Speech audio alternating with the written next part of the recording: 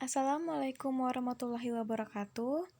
Di sini saya sebagai perwakilan kelompok ingin mempresentasikan hasil kerja kami yaitu mata kuliah Ekonomi Pertanian, laporan kunjung lapang petani padi.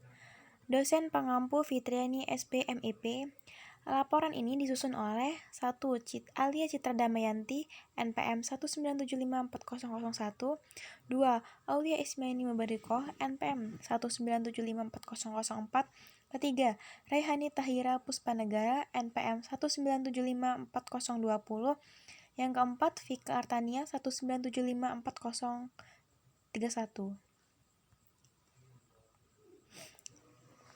Latar belakang dari padi.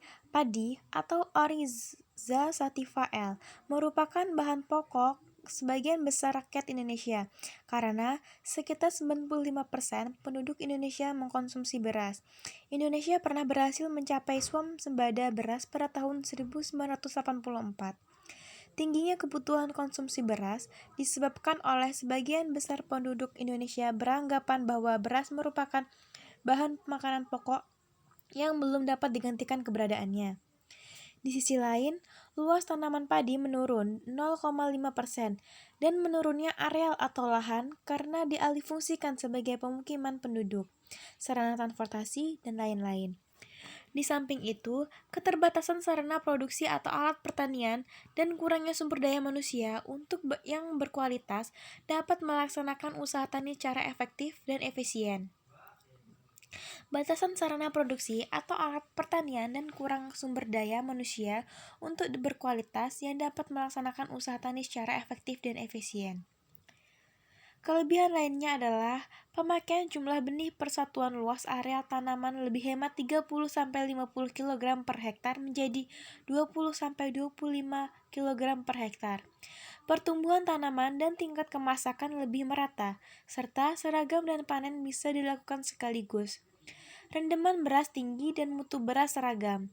Adapun kelemahannya adalah harga benih bersertifikat lebih mahal serta tidak tersedia tempat tinggal petani. Ciri-ciri pertanian Indonesia dibagi menjadi 4, yaitu 1. Pertanian dataran tinggi dan dataran rendah. Indonesia merupakan daerah vulkano atau memiliki banyak gunung, sehingga memungkinkan mempunyai daerah yang mempunyai ketinggian dan dataran rendah. Yang kedua, yaitu pertanian tropika. Pertanian tropika, sebagian besar daerah di Indonesia berada di daerah khatulistiwa yang berarti merupakan daerah tropika. Dengan demikian, jenis tanaman, hewan, perikanan, dan hutan sangat dipengaruhi oleh iklim tropis atau pertanian tropika. Yang ketiga, pertanian iklim basah, tepatnya di bagian Indonesia barat, dan pertanian iklim kering, tepatnya Indonesia bagian timur. Indonesia bagian barat yang terdiri atas Sumatera, Kalimantan, Jawa, dan sebagian Sulawesi mempunyai iklim basah, yaitu banyaknya hujan, sedangkan bagian Indonesia lain, terutama bagian timur seperti NTB, NTT, Maluku iklimnya kering. Yang keempat yaitu pertanian rawa, pertanian darat atau kering, pertanian berdegradasi basah. Daratan Indonesia terbagi menjadi 1. Tanah rawa, yaitu lahan yang tergenang sepanjang masa. 2. Lahan kering, yaitu lahan yang tidak mendapatkan air irigasi.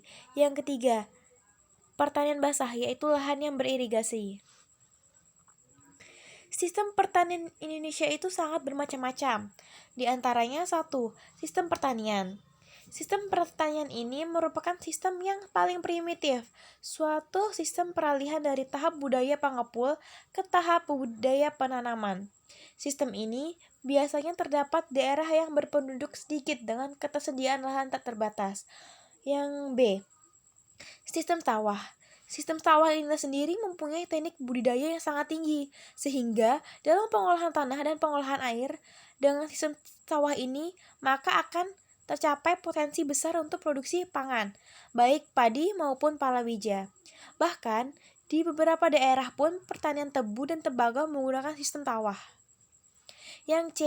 Sistem perkebunan. Sistem perkebunan ini milik rakyat maupun perkebunan besar yang dulunya milik swasta, kini kebanyakan perusahaan negara yang mengelolanya. Hal ini terjadi karena didorong oleh kebutuhan tanaman ekspor seperti kopi, teh, dan coklat yang merupakan tanaman hasil utama perkebunan. Yang D. Sistem tegal pekarangan atau talun. Sistem ini berkembang pada lahan-lahan kering yang jauh dari sumber-sumber mata air yang cukup. Sistem ini dilakukan oleh orang yang telah lama menetap di wilayah tersebut. Sistem pertanian organik, yaitu sistem ini pada dasarnya adalah menghindari segala pemakaian bahkan kimia terhadap tanah dan tumbuhan. Jadi, dalam pengolahannya menggunakan bahan-bahan alami, tentunya pupuk yang digunakan seperti pupuk kompos organik. F. Sistem pekarangan. Pekarangan adalah sebidang tanah yang berada di sekitar rumah tinggal kita dan umumnya berpagar keliling. Biasanya di lahan ini pekarangan tumbuh berbagai ragam tanaman. Metode pelaksanaan laporan ini, waktu dan tempat. Kegiatan survei ini dilakukan pada hari tanggal Rabu 7 Oktober 2020 pukul 08.00 sampai 17.00 waktu Indonesia bagian timur. Tempatnya di Lampung dan di Serang. Alat dan bahan yang digunakan oleh laporan ini yaitu alat 1. Pulpen, 2. Handphone, dan bahan kuesioner ekonomi pertanian yang ada di BBP yang sudah disediakan. 3. Metode pengambilan data dalam laporan tersebut. 1. Wawancara langsung ke petani. 2. Mencari referensi kuesioner di internet. Keempat, jenis data yang digunakan adalah data primer, di mana data primer ini diperoleh dengan wawancara langsung kepada petani kepada responden. Pembahasan laporan tersebut, identitas responden. Yang pertama, 1. Petani 1, yaitu namanya Mardianto, umur 52 tahun, jenis kelamin laki-laki, alamat Desa 38 Banjarrejo, Lampung Timur. Jumlah anggota keluarga 1 orang. Pekerjaan utama petani. Pengalaman usaha tani selama 20 tahun. Petani kedua, nama Sukayun, umur 48 tahun, jenis kelamin laki-laki, alamat Desa Hadimulyo 16C Metro Barat. Jumlah anggota keluarga 2 orang. Pekerjaan utama adalah petani. Pengalaman usaha tani selama 16 tahun. Petani ketiga, nama Ngadirah, umurnya 58 tahun, jenis kelamin wanita, alamat Desa Margorejo Metro Selatan. Jumlah anggota keluarga 2 orang. Pekerjaan utama yaitu petani, pengalaman usaha tani selama 50 tahun. Petani keempat, nama Syaiful, umur 50 tahun, jenis kelamin laki-laki, alamat Desa Tulus Rejo, Pekalongan, Lampung Timur. Jumlah anggota keluarga 2 orang. Pekerjaan utama sebagai petani, pengalaman usaha tani selama 16 tahun. Petani kelima, nama Muamil, umur 51 tahun, jenis kelamin laki-laki, alamat Desa Sepang, Kecamatan Tak-Takan, Banten. Jumlah anggota keluarga 3 orang, pekerjaan utama sebagai petani, pengalaman usaha tani selama 17 tahun. Kepemilikan lahan para responden. Di sini bisa dilihat dari tabel ini. Di sini saya akan menjelaskan petani 1 yaitu Mardianto memiliki luas lahan 0,5 hektar. Itu status kepemilikannya milik sendiri dan sumber dari ini adalah beli. Petani kedua nama Pak Sukayun memiliki luas lahan 1 hektar, status kepemilikan sewa. Sumber bukan memiliki karena ini sewa. Yang ketiga, yaitu petani Ngadirah, memiliki luas lahan 3 hektar. Itu status kepemilikan milik sendiri. Sumbernya beli dan warisan. Yang keempat, petani Syaiful memiliki luas lahan 1 hektar. Status kepemilikan milik sendiri, sumbernya beli. 5. Muamil memiliki luas lahan 1 hektar.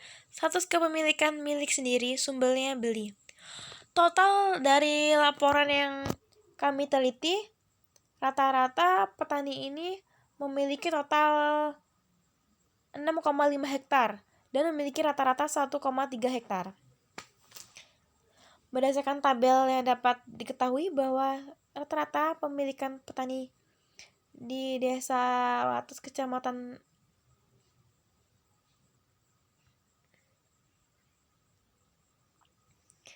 Peranan sumber daya manusia dalam mengembangkan pertanian. Ini kita menghitung tenaga kerja. Di sini bisa dilihat dari tabel ini sudah tertulis tenaga kerja masing-masing petani. Petani 1, Mardianto, pria tenaga kerja pria dan wanita. Pria 3,5 hok, wanita 21,6 hok. Total biaya yang dihasilkan pria yaitu 70.000, wanita 817.143, sehingga total keseluruhan biaya pada petani 1 yaitu 887.143.000 rupiah. Petani kedua, Sukayun, memiliki tenaga kerja pria dan wanita. Pria 3,5 hok, wanita 11,4 hok. Pria memiliki total biaya Rp70.000, wanita Rp234.857.000. Total seluruh biaya petani kedua yaitu Rp304.857.000. Petani ketiga, Ngadirah, memiliki tenaga kerja pria 10,5 hok, wanita 24,4 hok.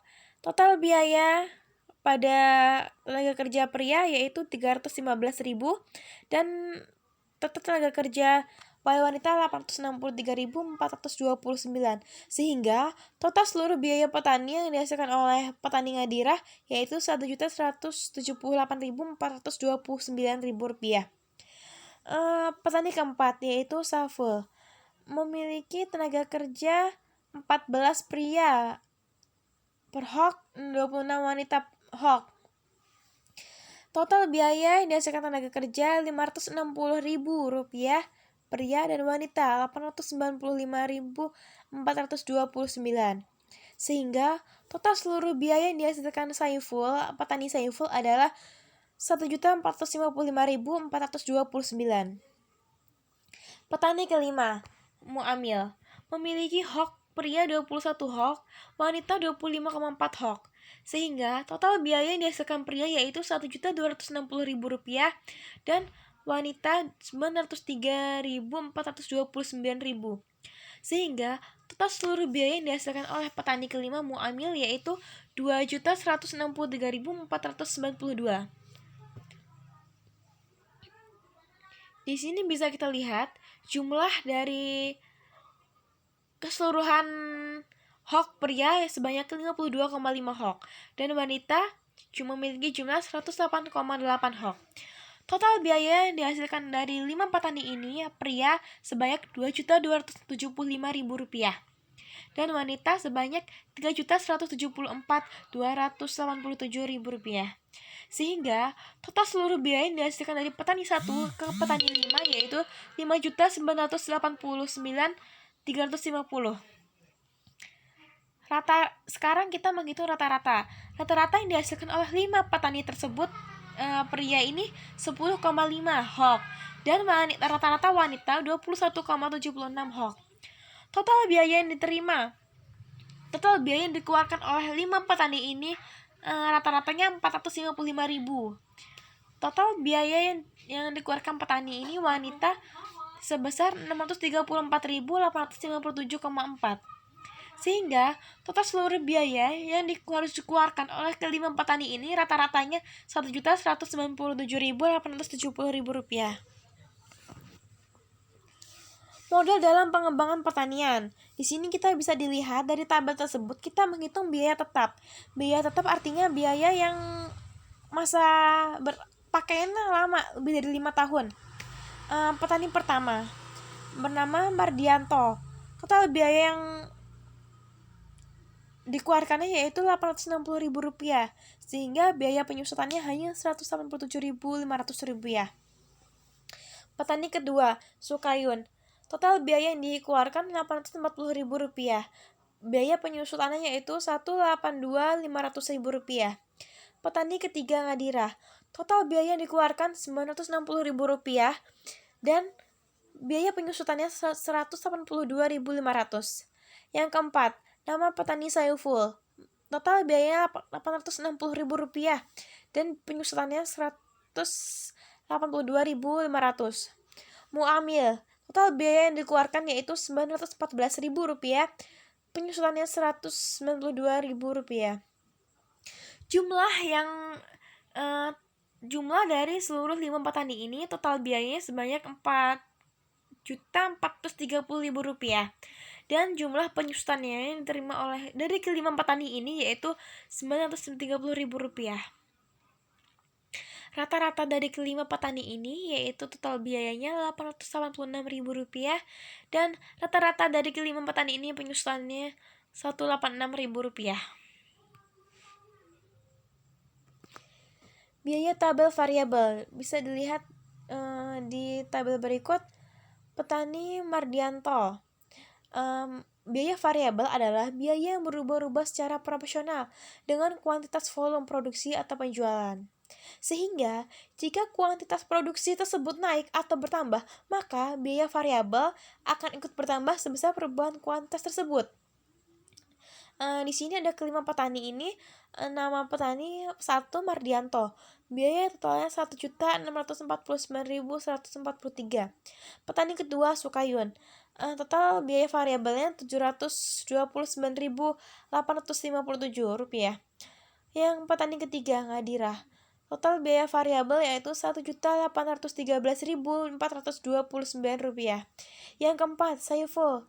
Total biaya variabel yaitu Rp2.378.429. Yang kelima yaitu Muamil. Total biaya variabel Rp3.815.429. Sehingga jumlah biaya variabel tersebut dari 5 petani ini adalah Rp10.386.287. Rata-rata yang diperoleh dari 5 petani ini total biaya variabel yaitu Rp2.077.257,4. Analisis usaha tani. Ini tabel hasil produksi. Kita bisa lihat hasil produksi masing-masing petani berbeda-beda. Karena semakin luas lahan, maka semakin banyak. Karena memiliki lahan yang berbeda. Dari tabel di atas dapat dilihat bahwa semakin luas lahan, maka semakin banyak hasil produksi yang pendapatan petani terima. Petani 1 memiliki luas lahan 0,1 hektar. Memiliki hasil produksi 3.000 kilo dan harga jual 4.500 per kilo. Sehingga pendapatan yang diperoleh oleh petani 1 Mardianto yaitu sebesar Rp13.500.000.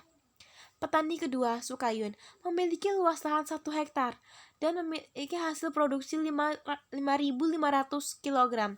Harga jual petani Sukayun yaitu Rp5.000 per kilogram. Total pendapatan yang diterima oleh petani Sukayun yaitu Rp27.500.000. Yang ketiga, Ngadira memiliki luas lahan 3 hektar. Hasil produksinya 7.000 kg. Harga jualnya 7.000 per kilo. Sehingga total pendapatannya yang diperoleh oleh petani Ngadira yaitu Rp49 juta. Yang keempat, petani Saiful memiliki luas lahan 1 hektar dan memiliki hasil produksi 5.000 kg dan dia menjualnya dengan harga Rp6.000 per kilogram. Sehingga total pendapatan yang diterima oleh Pak Saiful sebanyak Rp30 juta. Petani kelima yaitu Pak Muamil. Pak Muamil memiliki 1 hektar lahan dan memiliki hasil produksi 5.000 kg dan memiliki harga jual Rp6.000 per kilogram. Sehingga total pendapatan yang diterima oleh Pak Muamil yaitu Rp30 juta.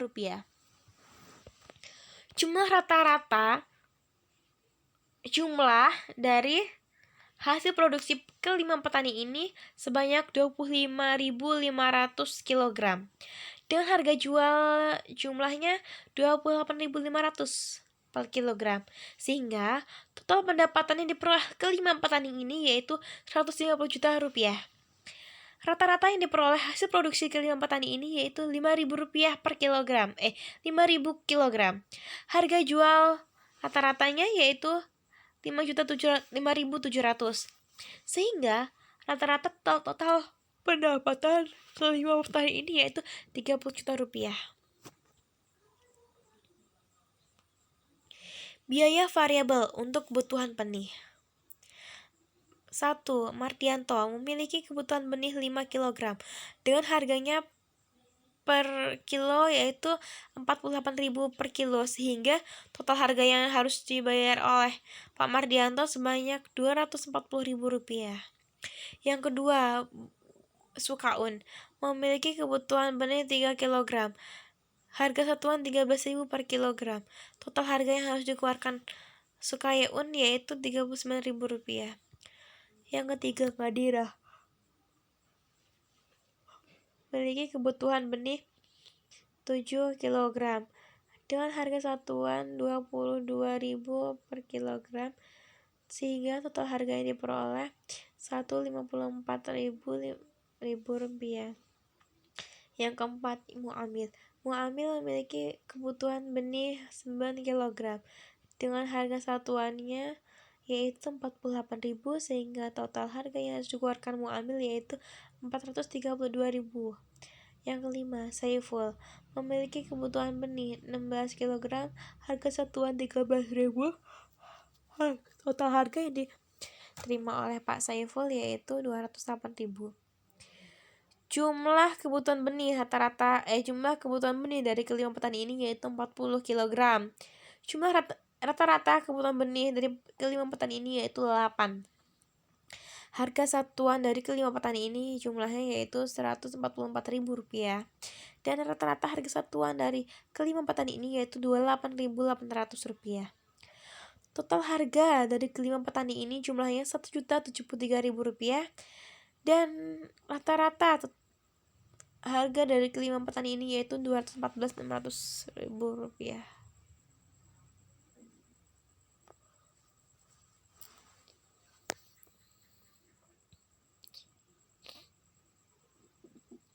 Di sini kita akan analisis biaya usaha tani. Analisis biaya usaha tani Bapak Mardianto yaitu sebanyak Rp1.047.274.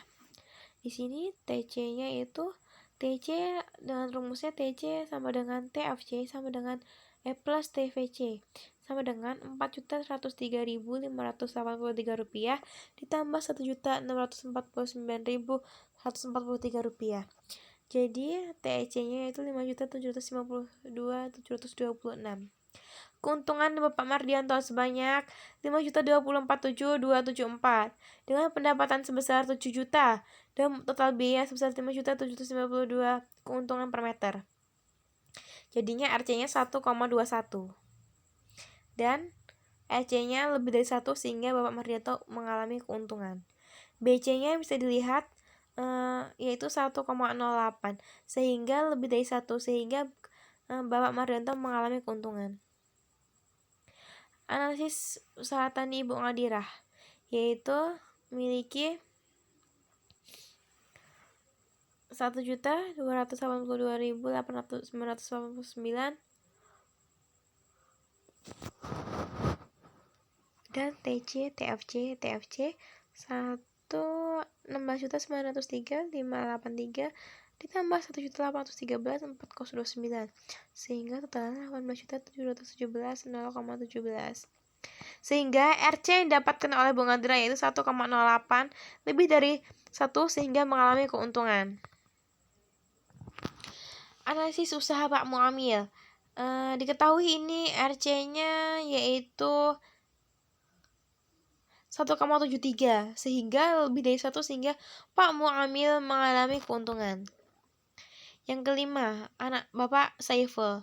Diketahui TC-nya yaitu Rp9.682.012. RC-nya yaitu 1,03 sehingga mengalami keuntungan. Jadi, kesimpulan yang dapat kami berikan dari hasil laporan kami, survei dari lapangan yang telah kita lakukan bahwa disimpulkan bahwa 1. Pertanian di 5 desa termasuk dalam ciri pertanian sawah tada hujan. 2. Pertanian di 5 desa ini menggunakan sistem pertanian sawah irigasi tada hujan dengan pola tanam monokultur, sehingga tidak ada campuran yang lainnya. 3. Para petani di 5 desa rata-rata memiliki lahan sendiri dan status kepemilikan lahan memiliki dan membeli atau warisan. Tenaga kerja yang digunakan di 5 desa ini cukup banyak dan menguntungkan, di mana tenaga kerja yang dibutuhkan setiap proses berbeda-beda. Yang keenam, para petani di 5 desa menggunakan modal sendiri dalam berusaha tani dan sebagai modal pinjam pada kelompok tani dengan bunga 0%. 5 desa ini telah mengikuti kemajuan teknologi dengan menggunakan alat-alat yang modern untuk mempermudah usaha tani. Alat-alat tersebut seperti mesin kobem, hand traktor, kemajuan yang dirasakan petani setelah adanya inovasi yaitu dalam proses pengolahan dan pemasaran. Saran bagi petani yaitu pertanian agar lebih maju. Jika para petani tidak hanya menggunakan sistem irigasi tada hujan, sehingga ketika musim kemarau tidak kesulitan dalam pengairan atau irigasi, karena tidak hanya menggunakan air hujan, tetapi memiliki sistem irigasi yang teknis. Bagi mahasiswa, kegiatan survei ini ke petani sangat diperlukan untuk mengetahui sistem dan pola pertanian yang digunakan para petani. Tujuannya adalah mahasiswa dapat mengetahui secara langsung bagaimana keadaan sebenarnya dalam pertanian di masyarakat dalam selain teori di bangku kuliah. Terima kasih atas waktunya mendengar penjelasan ini. Apabila ada salah kata saya mohon maaf dan kepada Allah saya mohon ampun. Saya Aulia, perwakilan dari kelompok ini, ingin mengakhiri presentasi ini. Saya akhiri, wabillahi taufiq wal hidayah. Wassalamualaikum warahmatullahi wabarakatuh.